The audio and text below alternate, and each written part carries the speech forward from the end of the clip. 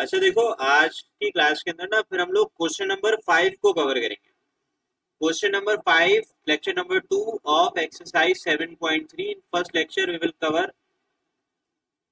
Covered this case 2, case 3, case 4, case 5।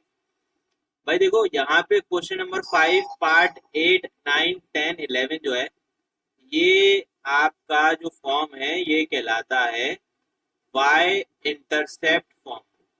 अब देखो, Y intercept form पे आपने क्या करना है। अब जाहिर सी बात है, वाई इंटरसेप्ट फॉर्म पे आपको या तो वाई इंटरसेप्ट गिवन होगा और स्लोप गिवन होगा। तो आपने कोई मुश्किल नहीं करना। जैसे कि मैं पार्ट नंबर 8 अगर आपको कराऊं, भाई पार्ट नंबर 8 में आपको वाई इंटरसेप्ट पता है। वाई इंटरसेप्ट का मतलब आपको बी पता है, बी इज 3। और स्लोप का मतलब है आपको एम पता है, 2।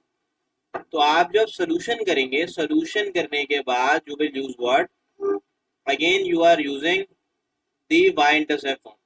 आप लिखेंगे यूजिंग वाई इंटरसेप्ट फॉर्म। आपने लिख दिया कि भाई using Y intercept form, using Y intercept form. Y intercept form बराबर है Y equal to M X plus B के। अब यहाँ पे आपको सारी चीजें पता है। स्लोप के बारे में बात करूं तो वो है 2, और बी किसके इक्वल है बताओ, 3 के। अगर मैं इसको रीअरेंज करूं तो ये बन जाएगा 2x minus Y plus 3 is equal to 0।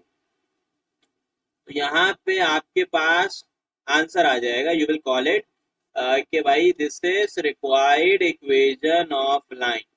ये आपकी हो जाएगी this is required equation of line. बाकी पार्ट भी सेम है। भाई बाकी पार्ट में ये जो वाई इंटरसेप्ट है ये क्या है, बी हो जाएगा। और स्लोप क्या हो जाएगा बताओ, माइनस का 2/3। You just have to put the values. Y intercept slope से वैल्यू पुट करनी है और आपने कुछ भी नहीं करना। ठीक है भाई। अब यहाँ पे आप लोग इसको सॉल्व कर लेंगे, कोई मुश्किल काम नहीं है ये। अब मैं इसके आगे अगर बात करूँ, क्वेश्चन नंबर 5 के ये रिमेनिंग पार्ट्स है, मैं आपको बता देता हूँ। जो रिमेनिंग पार्ट्स है वो क्या है, question number 5 part number 12, 13 and 14। Question number 5 part 12, 13 and 14, ये आपका क्या कहलाता है, ये आपका कहलाता है, ये जो फॉर्म है तीनों की तीनों, that is set to be your two intercept form. ठीक है। अब मैंने आपको टू इंटरसेप्ट फॉर्म क्या लिखवाई थी, टू इंटरसेप्ट फॉर्म मैंने आपको लिखवाई थी X over A plus Y over B equal to 1। अब देखो, अगर मैं आपसे डिस्कस करूं क्वेश्चन नंबर 5 का पार्ट नंबर 12, भाई पार्ट नंबर 12 में दोनों इन्फॉर्मेशन आपको गिवन है, एक्स इंटरसेप्ट भी और वाई इंटरसेप्ट भी। यानी कि भाई यहाँ पे ए किसके इक्वल है, 4 के। और वाई इंटरसेप्ट का मतलब बी किसके इक्वल है बताओ, 3 के। तो हम लिखेंगे बेटा सोल्यूशन। सोल्यूशन के बाद we are using what, we are using two intercept form. यानी कि हम लिख लेंगे भाई यूजिंग अगेन आपका टू इंटरसेप्ट फॉर्म। भाई टू इंटरसेप्ट फॉर्म की मीनिंग सिंपल सी होती है कि अगर आप इसको लिखना चाहें तो यहाँ पे आप लोग भाई एक सिंपल सा काम ये करें कि ये आपका ग्राफ हो गया वाई एक्सिस, और ये आपका एक्स एक्सिस। अब आपने यहाँ पे एक सिंपल सा काम करना ही हो गया, सही है। तो मुझे बताएं कि यहाँ पे जो ये डिस्टेंस है, this distance will be A बराबर हो जाएगा 4 के, and this distance will be B which is equal to what, 3। We have to find out the equation of the line. So using two intercept form, what is two intercept form? X over a plus y over b equal to what, 1. In place of a we have to write down the value of the x intercept which is 4. So हमने 4 लिख दिया. In place of b we have to write down the value of the y intercept. अब कुछ भी नहीं करना, आपने simple cross multiply करना है। भाई आप इन दोनों को क्रॉस मल्टीप्लाई कर लें तो it will become 3x plus 4y upon पे क्या बच जाएगा, 12 इक्वल टू 1। यानी कि भाई ये बन जाएगा 3x plus 4y equal to 12।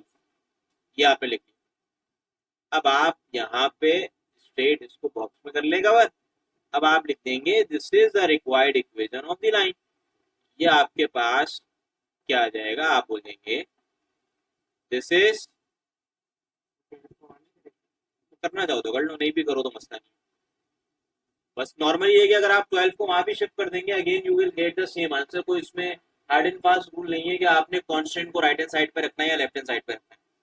ठीक है, बाकी पार्ट भी देख लो, सिंपल है, सेम है बिल्कुल। ठीक है, ये पार्ट नंबर 12, 13 एंड 14 ये to intercept form.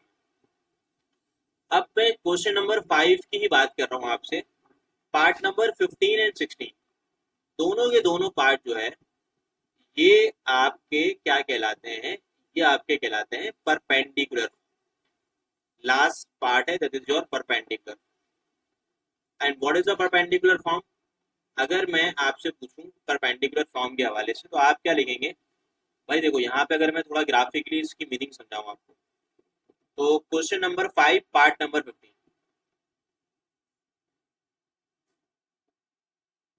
Part number 15 पे आपसे ये कहा जा रहा है कि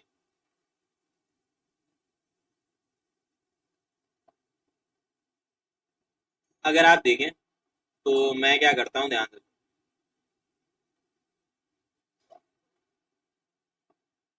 ये हो गया, सही है। अब आप क्या करेंगे भाई, आपके पास लिखा हुआ है perpendicular form P equal to 3, ये लिखा हुआ है ना।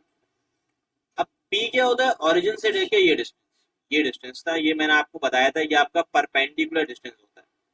तो this perpendicular distance is P which is equal to 3।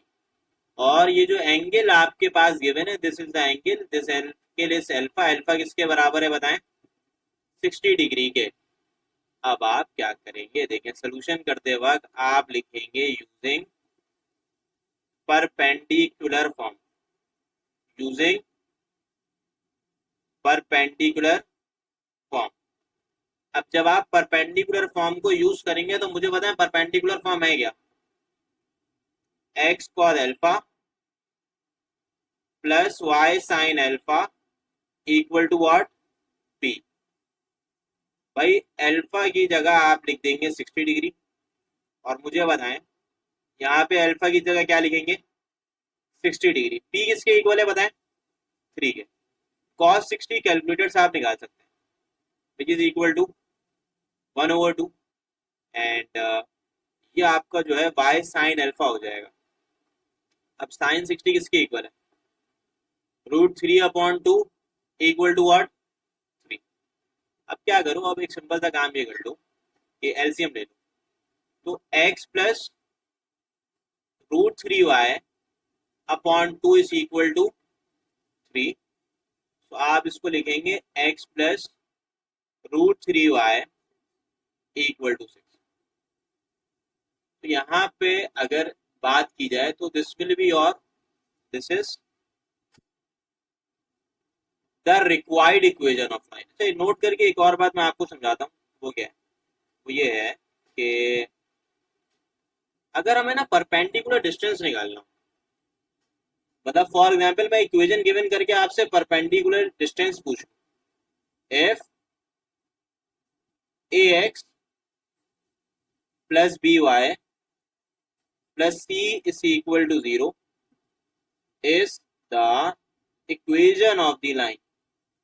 भाई अगर a x plus b y plus c equal to 0 line की इक्वेशन है, तो फिर अगर आपने परपेंडिकुलर डिस्टेंस निकालना है तो परपेंडिकुलर डिस्टेंस निकालने का जो फॉर्मूला होता है वो होता है C/√a² प्लस b²। ये आपका क्या होता है? This is your perpendicular distance. अब जैसे कि मैं आपसे डिस्कस करूं, भाई फॉर एग्जांपल अगर मैं आपसे बोलूं कि परपेंडिकुलर डिस्टेंस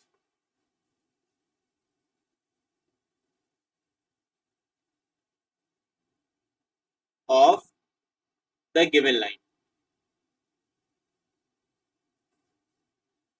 और लाइन आपको गिवन है। अच्छा लाइन की इक्वेशन अभी हमने निकाली है, क्या है बताओ? x plus √3y minus 6 equal to 0। यहाँ पे इसका मॉड्यूलस भी बना लो। भाई अगर आपने इसका परपेंडिकुलर डिस्टेंस निकालना है ना, तो मुझे बताएं कि a किसके इक्वल होता है? 1 के। b किसके इक्वल है बताएं? √3 के। और c किसके बराबर है बताएं? -6 के। तो अगर मैं परपेंडिकुलर डिस्टेंस निकालूंगा तो it will be modulus of the c upon पे you will write root a square plus b square.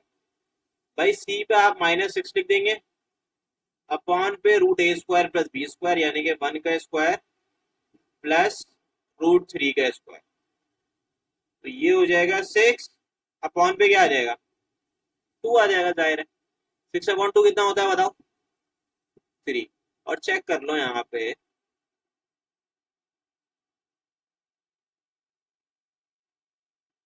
ठीक है। यहाँ पे अगर आप चेक करें तो सिंपल सी बात यह है कि आपके पास जो कहानी है वो बड़ी सिंपल सी है कि परपेंडिकुलर डिस्टेंस पहले वाले पार्ट में भी क्या आ रहा था 3 ही आ रहा था। तो ये वेरीफाई भी हो सकता है कि भाई हाँ जो परपेंडिकुलर डिस्टेंस निकाला है वो सही निकाला।